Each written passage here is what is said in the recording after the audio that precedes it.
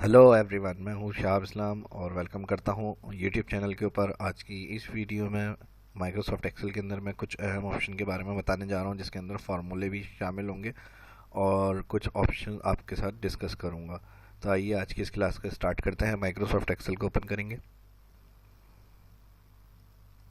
और यहाँ पर माइक्रोसॉफ्ट एक्सेल को ओपन करने के बाद सबसे पहले जो है वो फार्मूले के बारे में मैं आपसे बात करने जा रहा हूँ।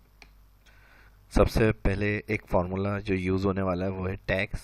टैक्स फार्मूला जो होता है वो डेट फॉर्मेट वगैरह अगर आपने एंटर किया हुआ है, डेट और डेट फॉर्मेट में आ रही है, उसका मंथ, ईयर और डेट अलग सेल में देखना चाह रहे हैं और इस तरह से देखना चाह रहे हैं कि मंथ जो होगा वो अल्फ़ाबेट ऑर्डर में आ जाए, जैसे शॉर्ट में लिखा हुआ आ जाए या फुल में लिखा हुआ आ जाए, या ईयर या डे का नाम। तो इसके लिए फिर टैक्स फार्मूला यूज़ करेंगे। सबसे पहले यहाँ एक्सेल में शॉर्टकट की से जो डेट इंटर करते हैं इंसर्ट, हम वो कीबोर्ड ऑन कर रहे हैं स्क्रीन, और इस पे मैं आपको समझा देता हूँ। यहाँ से शिफ्ट के साथ कॉलन का बटन प्रेस करेंगे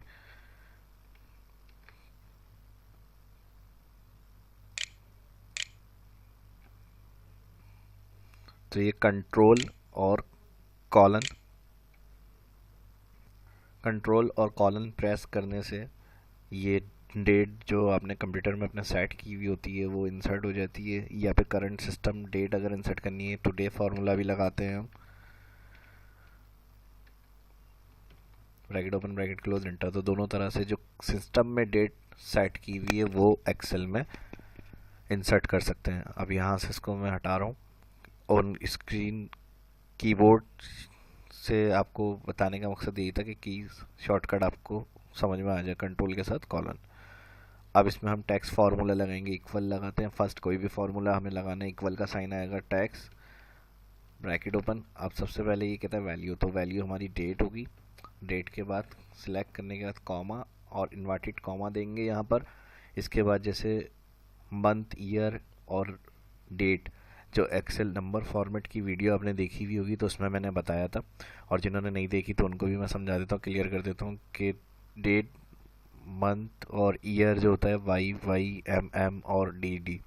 अगर सिंगल डी प्रेस करते हैं तो 1 2 3, और अगर दो दफ़ा डी प्रेस करेंगे तो डेट 0 1 इस तरह के फॉर्मेट में आएगी। और अगर इसी तरह मंथ हो गया, मंथ का नाम अगर हम 3 लिखते हैं अल्फ़ाबेट, 3 दफ़ा एम, तो वो फिर शॉर्ट में लिखा हुआ आएगा, और अगर हम 4 दफ़ा एम करेंगे तो वो फुल में लिखा हुआ मंथ शो करेगा। तो आइए इसको मैं एग्जांपल के साथ भी समझाता हूँ। फर्स्ट मुझे डेट 01 02 के हिसाब से चेक करनी है, तो यहाँ मैं टैक्स फार्मूले की मदद से जो डेट सिलेक्ट करी है सेल, इसका डे अलग करना चाह रहा हूँ। तो यहाँ पर मैंने क्या करा, इसको डे देखना है मुझे, 3 दफ़ा मैंने अल्फ़ाबेट में डे देखना है तो 3 दफ़ा मैंने डी टाइप किया, inverted comma bracket close enter.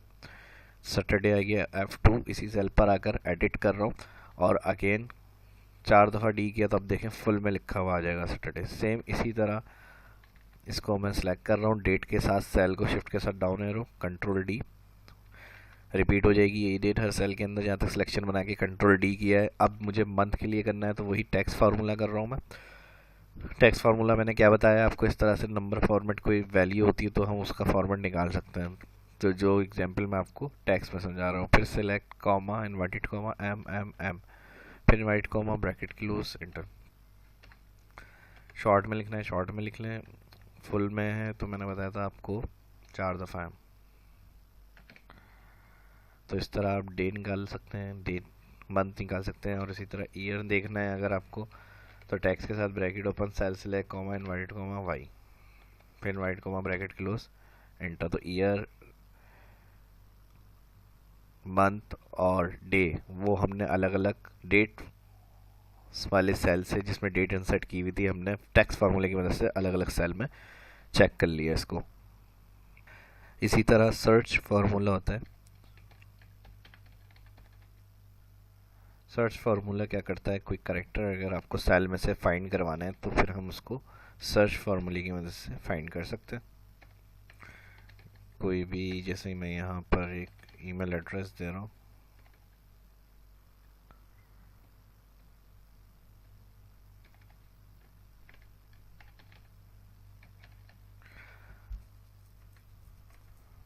इसके अंदर से एट द रेट किस पोजीशन पे आ रहा है वो मुझे इधर फाइंड करवाना है अलग सेल के अंदर। तो मैंने यहाँ पर इक्वल लगाया, जिस सेल में हमें फार्मूला लगाना है आंसर देखने के लिए उस सेल पे आएंगे equal, search, bracket open, find tax, comma inverted comma at the rate, shift के साथ 2 बटन दबाएंगे, ऊपर जो न्यूमेरिक कीज दी हुई है तो एट द रेट का साइन आ जाएगा, फिर inverted comma comma with in tax, tax कहाँ है, ये वाला सेल जो A7 हमने बताया था, यहाँ देखें A7 आ रहा है, सेल पे क्लिक करेंगे तो यहाँ पर हमारे पास A7 का एड्रेस आ गया, फिर कॉमा, कॉमा के बाद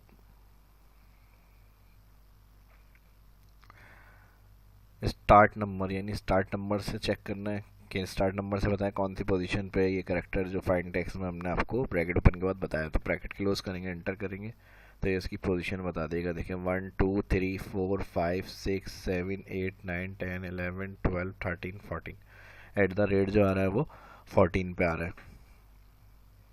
इसी तरह एक इंडेक्स फार्मूला होता है, इंडेक्स फार्मूला जो होगा वो पोजीशन बताएगा आपको, यानी रो और कॉलम में क्या डिटेल आ रही है। जैसे हमारे पास ये मंथ आ रहे हैं और मंथ के अंदर हमने यहाँ पर क्वार्टर कर दिए। इधर स्क्रॉल कर लेता हूँ मैं, थोड़ा सा इसको नीचे ले आया, क्वार्टर 1, इसको मैं ड्रैग करके राइट साइड पे ला रहा हूँ और यहाँ कोई भी वैल्यू एंटर कर लें।